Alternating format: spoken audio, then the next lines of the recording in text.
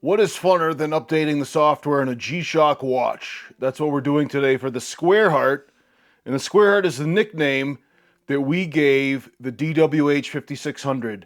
G-Shock's square watch with a heart rate monitor and that beautiful MIP screen.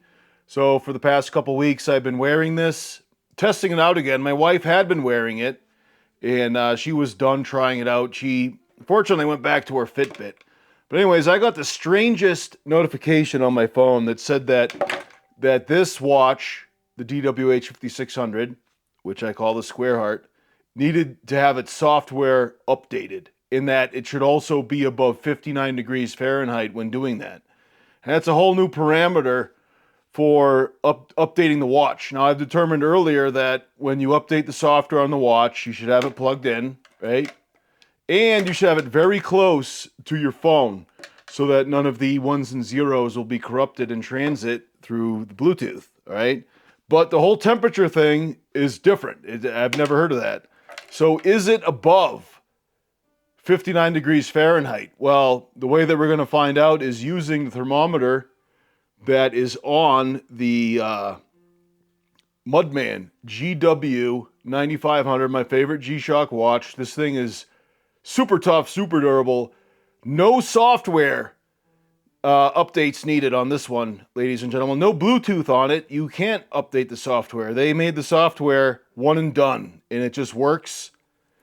And that's why I love it. Well, really why I love it is because of how durable it is. I've put this through so many tests, and it's passed with flying colors. Mudman GW-9500 by G-Shock. But anyways, I just put it on the altimeter mode, and you can see right here on the bottom is the thermometer. 74 degrees Fahrenheit. It is above 59 degrees Fahrenheit. So we have the green light to update the software on the Square Heart, the DW-H5600. Okay, so remember those things I told you have to do. You got to plug it in. Now, you'll notice that this plug is the plug from the GBDH-2000. Okay, you can tell by this scooped out part that accommodates the curvature of the watch dial. Now, the charger that came with my Square Heart, the DW-H5600, is this one. It doesn't work, okay? Now, some of you guys have recommended cleaning the terminals and doing a bunch of different things. I have not tried all of those things, but I've tried a lot of them to get them to work, and I'm a child of the 80s. I got Nintendo cartridges back to life by blowing on it, banging on it, yelling at it, cleaning it with, cleaning kits that I bought at Caldor's. I just can't get this to work, right? And so, fortunately, I do have a charger from the GBDH-2000. Now, what would I do if I didn't have that? I don't know. I'm going to get in touch with Casio and see if you can buy extra chargers, because this charger is a proprietary charger, and unfortunately, it's one of the kind of pitfalls of these G-Shock watches that require charging, is that, you have this proprietary charging system, right? And, you have to plug it in by USB, all right? So anyways, I have the GBDH-2000 charger, and they're interchangeable, and if you can get the terminals to connect, it will work. Okay, see, the battery is charging, all right? Now we're going to put it down very close to the phone, and the phone I have pulled up to the Casio Watches app. All right. Now, this screen is warning me that these 4 watches have not had their time updated via the app, and so it's good to know. But and when you go onto the app, it starts out with some advertisements. So at the bottom, find the My Watch, press the My Watch, and look at in yellow. An important software update is available. DW-H5600, which is the Square Heart. That's my nickname for it, because it's square and it has a heart rate monitor. Isn't that clever? The Square Heart. Sounds like a pirate name, Anyways, where is it? There it is. Okay. And so I just pressed on the watch's icon because it's previously been connected, and we're going to view the details of this software update. And it says that the affected watch is the DW-H5600. The max time required for the update is 30 minutes. It is recommended that you always operate your watch using the latest software version. It is recommended that you update your watch while it is charging using the charging cable. Place your watch near your smartphone and begin the update. The watch cannot be used during a software update. Please set your watch screen to time display. All right, well, it is on the time display. It's on the main time display, and it is charging. You can see that if you look at the battery level indicator, you get a lightning bolt flashing through it periodically. Okay? So here we go. Begin update. Let's see what happens. Updating the software. Okay, guys, this is so fun and exciting. All right, we have a progress bar that's grayed out. Okay, and as it updates, we will see a white progress bar scroll across from left to right.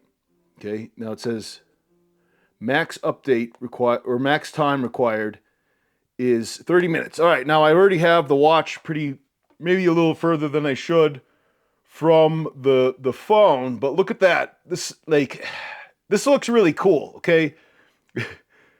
This reminds me of the underworld in Mario, because you have bricks on the bottom and on the top, right? And you have G-Shock, shock resist shield on the left, and the Bluetooth shield on the right, and a blinking arrow, two-way arrow between them.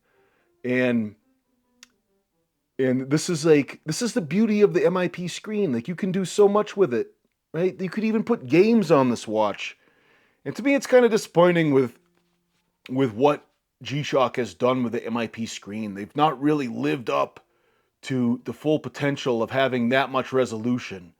You know, like for forever, they've made watches where you just have the 7-segment display. Like, this is the AE1500. And, you know, these are all LCD 8-segment displays, I guess, up here. I don't think that those are 8-segment displays or more. But anyways, the point is that you have crude, old-fashioned LCD segments, right? And then they step up their watch to have this high-resolution screen. Well, a relatively high-resolution screen. It's a memory and pixel screen, meaning that, you actually have a dot matrix of pixels on that screen. And actually, at the top of my head, I'm not sure what the resolution is on the screen, but you look at all the bricks, and it's pretty cool. I've seen a Citizen watch where you can upload photos to have on the background of your MIP screen. And unfortunately, with the G-Shock watches, we're still dealing with crude animations and numbers. But anyways, the progress bar is moving across. All right, it's been that last rant was what, 2 minutes, and we're already partway through the status bar. I would say that we are maybe 1/10 of the way, almost. So we'll see how ultimately how long it takes. But I'm keeping this watch as close as I can. Now, let me just say some things about the DW-H5600.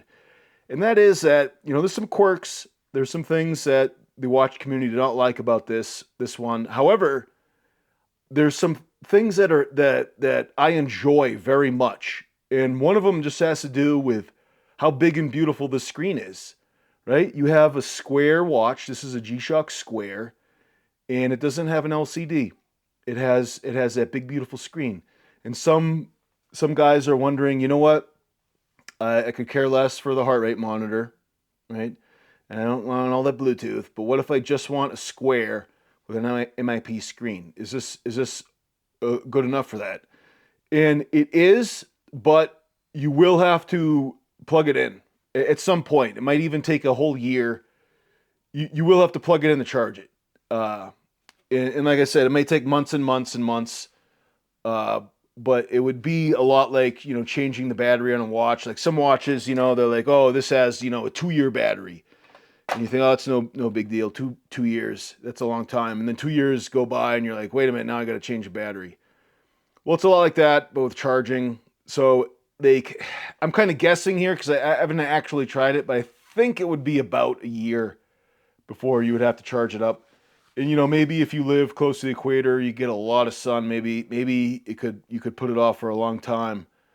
And I'm just talking about you know, the solar charging sustaining the watch just for timekeeping on the DW-H5600, okay? So I've not actually tested that all the way through, but based on my experience, my conjecture is that, you know, I would plan on keeping the charger, right? Because at some point you'd have to plug it in. Now, as far as the fitness functions go, I'll show you when it's done charging. But this is a pretty cool watch if you just want to know what your heart rate is while you're working out. Like you want to look down at your watch and see your heart rate and the time. Well, this is a pretty good one, all right? And a lot of my workouts are in the gym when I'm lifting weights or maybe running on the treadmill. So I don't need the GPS, right? Now I'm doing a lot more running because, you know, me and my wife, we joined a running club around here, and I competed in a race a few weeks ago. I still have to edit the footage. I wore the GBDH-2000 on the course of that race. It has a GPS, which is good if you're running outdoors. If most of your workouts are indoors, like on a treadmill, or you do circuit training or in a gym, maybe you do kickboxing at the YMCA. You know, this DW-H5600 is a good deal, right? You look down at your wrist, you see the time, you see your heart rate, okay? It has a watch face that shows you the time and the heart rate. You don't even need to start an exercise. And so that's what I think is one really cool thing about the DW-H5600. Now, the other cool thing that I really like, and I'm very biased in saying this, is that the band is very long. Okay, I'll make another video in which I will compare the DW-H5600 with the GW-5610 with the updated square. The 5610 is the square that has a lot of updates to it, but it's still the old-fashioned LCD screen. Okay, and we'll compare the two of them. And the reason why I never wore a square, never really got into square G-Shock watches, it never fit. Their band was always too small. Well, I'm happy to say that on the DW-H5600, the band is very long. Okay, big wristers will be able to fit this on their wrist because of the length of the band, and the band is supple. It's a softer material than some of the other G-Shock watch bands. I find it to be very comfortable. You know, like the band material, right? And the length. Now the problem is it has that forced downward angle of the band. And so if you have a 2x4 wrist, then this may not straddle it that well because the space between the lugs where the band is forced down is kind of narrow, especially compared to some other big watches. Like let me get the GD-010. This one has a very large distance from one lug to the other in terms of where the watch bends down. Now I call this measurement the watch crotch because technically it is a crotch, right? But when I ran that term by Google's AI, Gemini AI, it said that it was crude and vulgar, which is not true. Okay, I mean, like, I know that nowadays, like, you can't say crotch. You know, it has like, a vulgar connotation. But a crotch is technically the distance between like two legs, like branches on a tree or anything, right? So the watch crotch on the GD-010 is very wide. So gentlemen who have 2x4 wrists, very wide wrists, will get a lot out of the GD-010, right? Gentlemen who have wide wrists may not like the fit of the squares, and I don't, because like it's like the watch kind of walks around on your wrist because it doesn't sit right, because my wrist is kind of wider than the watch crotch, the distance between the bands, all right? And I've made some other videos explaining it, but besides that, I really like how this watch feels, in terms of the supple band and just the length of the band, which is good. Like I have holes to spare. I can't try it on now. I'll try it on later after we get the software updated. But it fits well. And some people are going to point out the Paw Patrol logo because this will print a Paw Patrol logo on your wrist, right?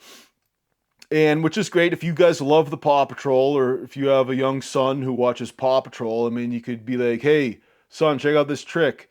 You know, I got a Paw Patrol watch. You'd be like, oh, Dad, get me a Paw Patrol watch. And then you realize, oh no, this watch costs like $300. Am I really going to get my little son a watch just to imprint the Paw Patrol logo on his wrist? Well, I don't know. Maybe you could if you wanted to get a whole collection of DW-H5600s. And if that's you, I will leave a link below in the comments where you can buy a DW-H5600 directly from Casio G-Shock.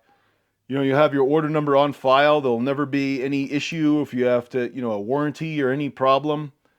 You know, it's not like you're buying it from the gray market. You're buying it directly from the guys who made it. Okay, so I'll leave a link in the comments.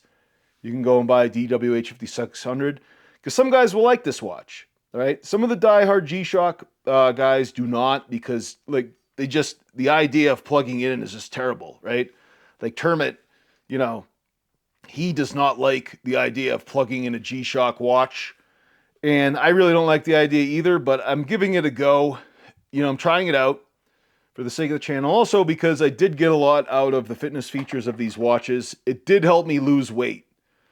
I used to weigh 300 pounds. I'm glad to say I do not weigh 300 pounds anymore.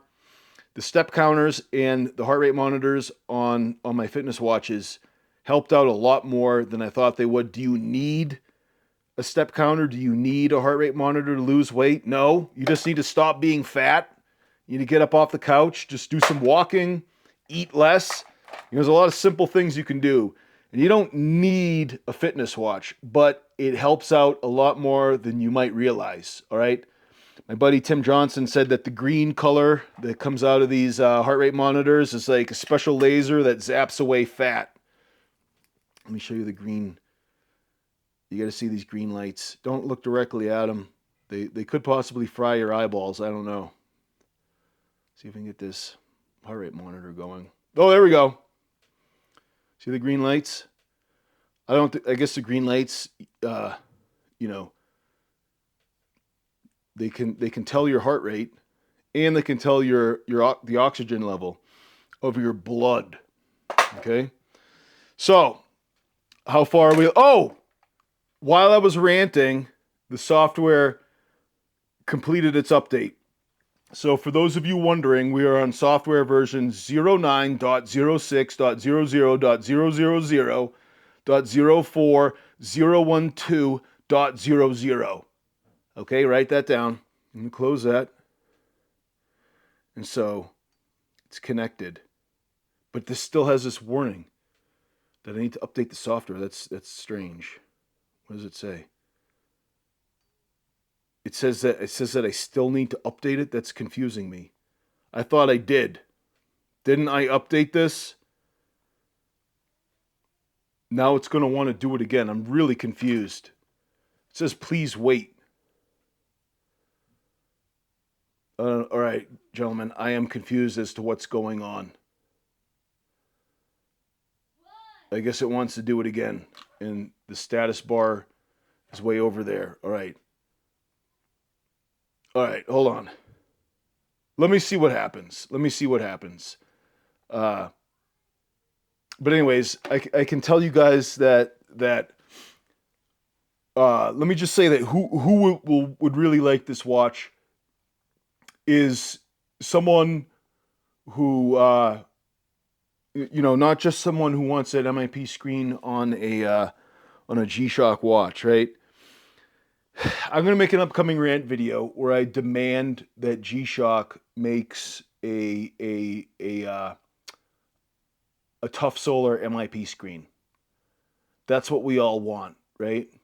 And nothing else. No Bluetooth, no heart rate monitor, just MIP screen and tough solar. A watch solely sustained by the sun, right? So anyways, let me pause while this is going on, okay? Because it's ridiculous that like it's having me do it again. Maybe I did something wrong, but it's asking to just do the whole software update all over again. It seems like it's chugging along quicker than before. So maybe I won't need to pause the video. Let's just see what happens. So it's chugging along. We're already like, I don't know, maybe 1/20th of the way. Maybe because it already downloaded everything. Maybe.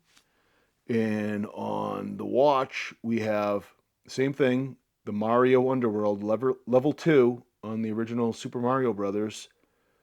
You beat, well, it's level 1-2, I guess, right? You get to the first castle and then you go underground, right? That's exactly what it looks like. You get the bricks moving along. And I don't know. So how far are we now? 1/10 of the way. That's wild. That's wild.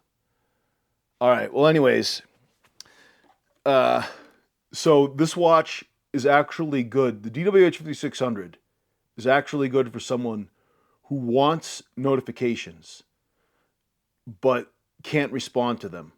Okay? So what am I talking about? That sounds crazy and confusing. Well, when you have a phone, you know how it's like dinging all the time and it's like demanding your attention. It demands a response immediately right there. It can be very distracting. Well, if you get like an Apple Watch, a similar thing will happen, but it's attached to your wrist, right? What if you just want to stick your phone in your pocket, like your jacket pocket or your pants pocket? Maybe you're still cool and wear cargo pants and you have your phone jammed in there and you get a notification. Do you need to take your phone out of your cargo jorts just to check and see that it's just some spam call that you don't want to respond to? Well, no. But if you have the DW-H5600, it will give you a notification. It will tell you what the notification is, but you can't respond to it from the watch.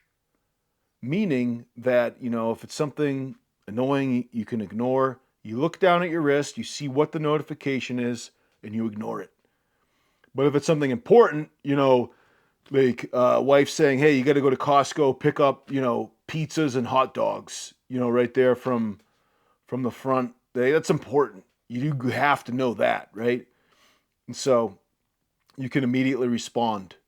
You know, well, you'd have to take out your phone. But the point is that important things that you need to respond to, you can do that. It's kind of like weeds out your notifications, right? That's a good thing about the DW-H5600 for some of you who may be interested in it. And that's, you know, with the notifications on. And again, if you turn on the notifications, it's going to drain the battery. You're just going to have to plug it in at some point, right? Now, how does the battery go if you plug it in, or if you have like all the stuff on? Well, if you have the heart rate monitor on all the time, you get notifications on, and you get a good deal of sun, it will be about a week. About a week is the battery life. You have to plug it in, and the solar charging just assists on all these watches with MIP screen and solar charging. The solar charging just assists. It cannot keep the watch functions going forever. Now, like I have the GBDH 2000 right here. Same thing, solar assist as this, but the battery life is a little bit better. And in my experience, like if you turn on the power saving mode and you know, just had it just had it on the power saving mode, meaning it's just telling time. Like the sun will give it about 1 bar battery, you know, and it should last a long time. But that's with it in power saving mode, so it would just be telling time, and at the bottom it would say, please, you know, hold this button to take it out of power saving mode. Now the sensors on here, where are they? The sensors on the GBDH 2000 do drain down the battery. And so you get, if you didn't have any of the GPS or any notifications or any heart rate monitor, you could probably go months and months with the solar charging. But it's the same thing. It's not forever, which is crazy. You'd think that the G-Shock would have it down, that the batteries would last forever. That's not the case. Now, what about the Rangeman, the GPR H1000?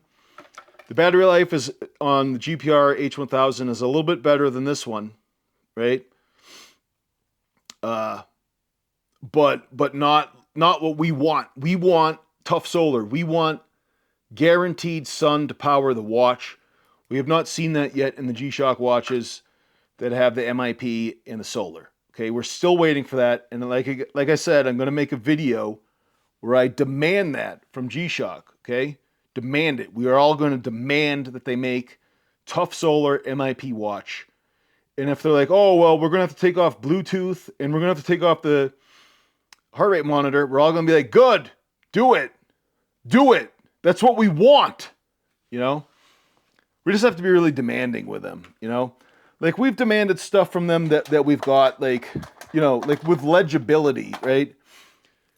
G-Shock really likes to, you know, have like various shades of gray on the faces of their watch, which looks cool, but we demand legibility. And so finally they start, you know, getting watches where they improve the legibility, right?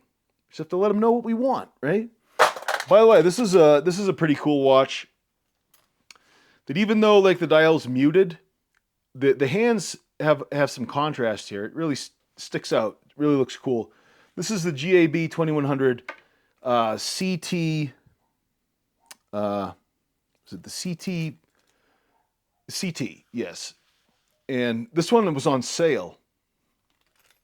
And it's not like the band isn't like super durable. You can see some of the rivets fell out. But really comfortable, really cool looking. And I like it a lot. Okay, it's on sale on the G-Shock website. And you might be interested in buying it.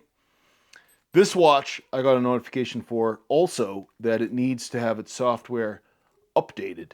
Okay, you guys remember that screen that said that the software needed to be updated. All right, all the watches are beeping because it's 6 p.m. They're beeping like crazy. They're beeping all over this room. Can you guys hear that? So I think that I've set as many as the watches as I can to beep on the hour, so they don't all beep at the exact same time, because, you know, watches lose their time.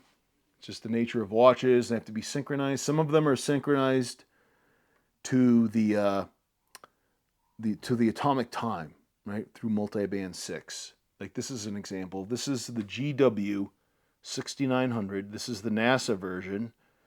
And when you press the light button, why isn't the light coming on? It like gives you the formula for gravity, but a very astute watcher of the Jim Kincaid YouTube channel pointed out that the formula for gravity was missing the gravitational constant. So it was actually incorrect. And why the light isn't coming on, I don't know. And then this is not the formula for impact. It's labeled as such. This is the formula for kinetic energy. I took high school physics in 1997. I'm sorry if I forgot. But I believe that is actually the formula for kinetic energy. Right? Not impact. Impact, like I was taught a very simple formula for impact. But you know, the whole idea of calculating impact is takes a lot. And why isn't the light? Well, I guess the light is coming on. Very difficult to see, but it has in red, like the light is blue when you press the blue button, the light button, and in red is a formula for gravity, which is missing the gravitational constant. So it's incorrect. And you can watch my video about that one. All right, how far are we along in the software update for the second time for some reason? Well, we are over halfway. What would you say that is, 60%? Pretty wild that it's making us do it twice. And maybe it wasn't making us do it twice. Maybe I just kind of jumped the gun on pressing a button. It's possible that one of my actions contributed to the software update not like taking hold. Okay? But I mean, I cannot be blamed for my actions. I'm tired of people holding me responsible for what I do. All right? So the DW-H2000, you guys remember when I updated the software on that one and I gained the trekking function. Well, the trekking function is not there right now. And the reason is that my wife was using this watch, testing it out. We wanted her perspective on it. And her verdict was that it bruised her wrist and was too big. But she did like the GPS functionality. Although the GPS took a while to start up when she goes for a walk or a run or whatever. And so she didn't wear this one for very long. She preferred the DW-H5600. However, she gave up on both of those to go back to her Fitbit. All right, she's wearing the Fitbit now. Anyways, trekking is not here.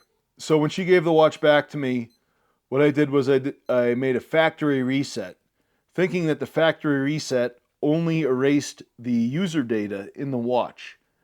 Well, as it turns out, the factory reset also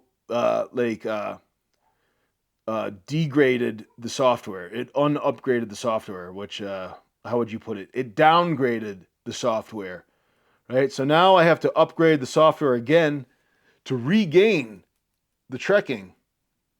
And you guys remember how excited I was to get trekking. Trekking is an important part of my life. I like hiking. You know, me and the boys, we like going for hikes, like getting out there in nature, like camping, and you know, it's good exercise hiking. It's not like gonna kill you like some other activities, like pick up basketball. Like basketball at my age is like a death sentence. You know, you're going to get injured. It's just a matter of how much. The WSB 1000, pretty cool watch, all right? And this one just has a step counter. And the thing is that the step counter isn't that accurate. You know, just walking, like if you just walked, I think it's pretty accurate. It's like accurate enough. The problem is that it registers a lot of vibrations as steps, which I found out when I was driving the tractor trailer down to Ozona. So from Odessa to Ozona, and it was registering steps the whole way down. It was not stepping. It was just a very there's a lot of vibrations in the steering wheel. Okay, and I don't know if that happens with like regular cars, because you can imagine a tractor trailer is a lot different than a Subaru. So, you know, I don't know if that would happen to everybody. I've not done a lot of testing on this watch, but it's pretty popular because it's an inexpensive step counting G-Shock watch, very diminutive. And the wild thing about this one is that the band is very long. The band on the WSB 1000 is longer than the G-Shock equivalent watch, which is the GD. Let me check. Hold on. GDB 500. Okay, this watch, like pretty much the same functionality, very similar look, right? It has some of like the extremely similar interface, right? But the band is too short. Like I couldn't really wear it. You get a bunch of extra notches on the WSB 1000. So GDB 500, really good watch for a small wrister. It's a diminutive G-Shock watch, right? And some people are critical of its whole construction because, you know, it kind of looks like it's put together like a Happy Meal toy. It doesn't have screws. It's kind of like clipped together. And, I mean, and a lot of it's plastic. Like this buckle part is plastic. The pin is not. And so some people are critical of its design, but I mean, it's a very like light diminutive watch. And if the Casio engineers have tested it to be durable, then I'm comfortable wearing it. You know, I have not found a reason to you know, think that it's not durable. But you know me, there's only one way to find out how something durable, how durable something is, and that's to abuse it. Abuse it above and beyond what a normie would ever subject his watch to. And so I would love to abuse this watch and see what it's made out of, except it doesn't fit. So when I abuse a watch, I generally do it while wearing it, because it's kind of ridiculous to test test a watch in a circumstance that will exceed the engineering specifications of the human body. You know, like you put a watch under a tank and drive over it with a tank. Of course, it's going to break. You know, like G-Shock watches are just tougher than you know every other watch. They aren't like tougher than you know a tank. Like these aren't made to, you know, take out other armory divisions in warfare. You know, they're just supposed to tell time, you know, while it's on your wrist. But anyways, all right. So, guys, watch what I'm about to do. Make sure I don't bungle this up, right? The software update is almost complete. The status bar has traversed from one end to the other, and we will see what happens. This is a second go around. The second time. All right. Same thing. I believe that this is the same software version, and I'm going to press close. Okay, now I don't have any updates. So I'd have to go back and compare the version numbers, but maybe I got 2 updates in one. Maybe. I'm going to guess that perhaps it's been so long since I updated the software that maybe it had to do one update and then a second update immediately afterwards. So what kind of things did this add? Well, unfortunately, like Casio hasn't been like good in publishing bulletins as far as what the software updates are bringing to the watches. They have done it a couple other times. Like the update that preceded adding trekking to the DW-H2000, they did have a bulletin describing some of the updates, like faster GPS acquisition, a status bar for the GPS acquisition, and some other things. But I have not seen a bulletin as to what very important update was necessary for the DW-H5600, and also why it would have to be above 59 degrees Fahrenheit. If you guys have any idea why the watch would need to be updated in a temperature above 59 degrees Fahrenheit, let me know. Even if you're just guessing, just guess. It's all right. Most of the information on this channel is just conjecture. I'm just guessing, okay? So, what are we adding here? I'm not sure. But anyways, just to bring you through what we have for the DW-H5600 on the app. This top section is for the exercises, which are running, walking, a gym workout, and interval timer. Okay? And you can add or subtract these workouts for your watch. And to get to those workouts, you have to hold down this button, the enter button, and you go to where these workouts are. And you have to press the mode button to scroll through them in one direction. Now, the way that the DW-H5600 is set up, you can only scroll one way. If you miss your workout, you got to scroll all the way around again. It's just a one-way scroll because there's fewer buttons on the DW-H5600 than on the GBD-H2000. So the GBD-H2000 has forward and reverse and enter. The DW-H5600 just has forward and enter. So like I said, I'm doing a lot of gym workouts, and that's why I like this watch. Is just, popping in the gym. Like even the running I'm doing now is generally on the treadmill, right? So if you're doing a treadmill workout, you have to use a gym workout. So you see the icon for it. You got a guy on an exercise bike and a guy lifting weights, right?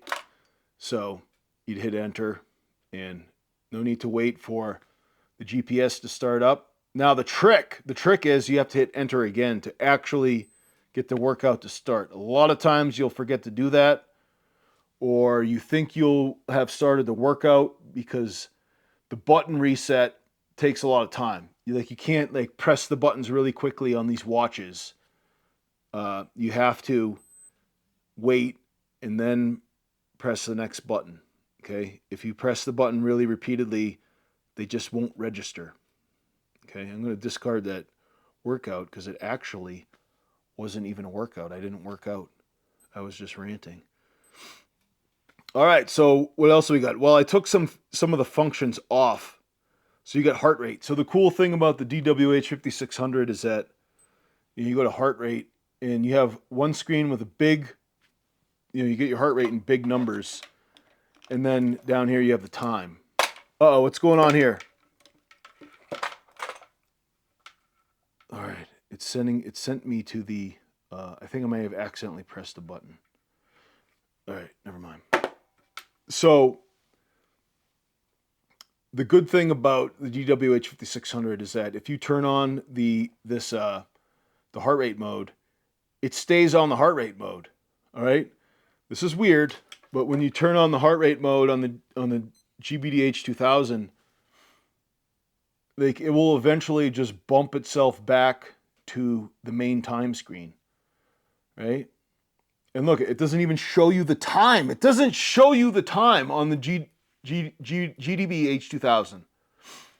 It shows you the heart rate in gigantic numbers. Where's the time? But you go to this graph screen, then you get the time.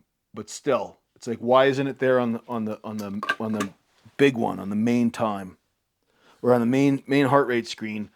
Can't we see the time? I don't know. But the DW-H5600 will do that for you, right? So, anyways, I'm going off on some of the functionality. I'm gonna save that for another video, right? Because I just wanted to show you the whole updating software process, which it worked. Okay. Now, what exactly did it change? I don't know. Okay. I will look through and see what I can find. If there's any indication at all. So stay tuned, because I'll let you guys know if I found out exactly what is updated. I still need to update the GAB 2110. No, it's 2110. The GAB 2100 CT. This one needs to get updated, so I'll do that, see what happens. I have no idea what kind of update this could possibly need. Like the software link, it just syncs time, and you can set the alarms, some other things. But the app says I have to update it, so I will. Okay. Now, the GPR H1000 I had to send back. Okay, I had to send back to get it fixed. The screws came out.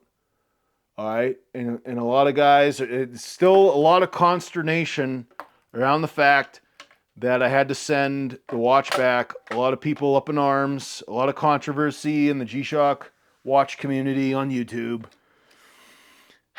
I'm just telling you what happened. That's what happened. I was wearing the GPR H1000 and the screws came out. All right, people want to blame me for what I did. They want to hold me responsible for my actions. It's absolutely ridiculous, okay?